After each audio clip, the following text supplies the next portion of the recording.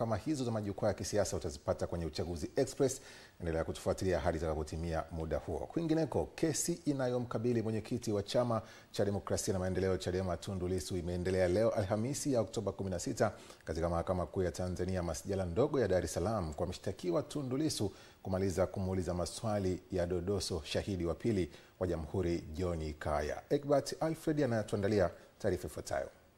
Baada ya kuahirishwa hapo jana, kesi hiyo imeendelea leo kwa mshtakiwa Tundu Lissu kuendelea kumhoji maswali dodoso shahidi wa pili wa upande wa Jamhuri, ambapo mshtakiwa alianza kwa kumuuliza kama anajua walipoishia jana na shahidi kujibu anakumbuka. Mshtakiwa alimuuliza shahidi kama anafahamu kuwa wagombea wa Chadema walikata rufaa katika uchaguzi wa serikali za mitaa baadaye kuenguliwa na waziri wa nchi, ofisi ya rais na serikali za mitaa, shahidi akijibu hakumbuki. Kwa upande mwingine, mshtakiwa aliulizwa kama anafahamu wenye viti wa kamati ya wilaya na makatibu tarafa kama ni wateule wa rais, shahidi alisema hana uhakika. Baada ya kumaliza kuhoji maswali hayo majira ya saa 4 na dakika 18, upande wa Jamhuri ulimpa nafasi shahidi wa kutoa ufafanuzi katika maeneo ambayo mshtakiwa alimkatisha. Baada ya kumaliza kumhoji shahidi wa pili, ilifika zamu ya shahidi wa tatu ambaye alihojiwa na mawakili wa Jamhuri. Akiwa na Biblia mkononi, shahidi wa tatu upande wa Jamhuri, Samuel Kaya, alianza kutoa ushahidi wake majira ya saa 4 na dakika 54 kwa kuulizwa maswali na wakili wa upande wa Jamhuri Thawabu Isa kwa kumuuliza wasifu wake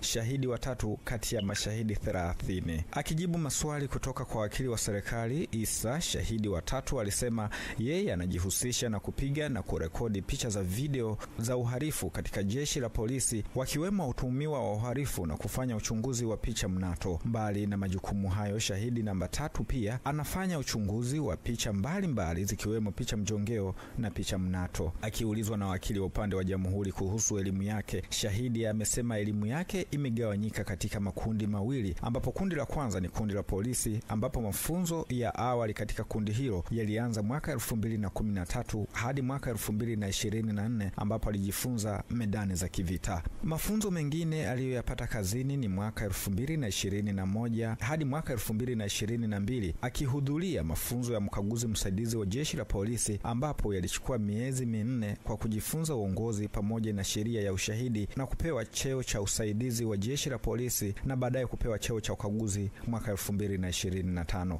Aidha, katika elimu ya pili ambayo ni elimu ya ujuzi ikiwemo stashahada na shahada ya mawasiliano ya habari, shahidi wa tatu upande wa Jamhuri alisema amesoma nchi mbalimbali ikiwemo Afrika Kusini na India. Baada ya kutaja wasifu wake, shahidi alielezea vitu wanavyovizingatia katika kufahamu kama video ni za kweli au sio za kweli, ikiwemo kuangalia mdomo na lipsi kama vinaoana na maneno na mjongeo wa picha yenyewe kwa kutumia uchunguzi wa kisayansi. Ikumbukwe kuwa shahidi namba 3 upande wa Jamhuri anatarajia kutoa ushahidi wake hapo kesho Ijumaa Oktoba 17.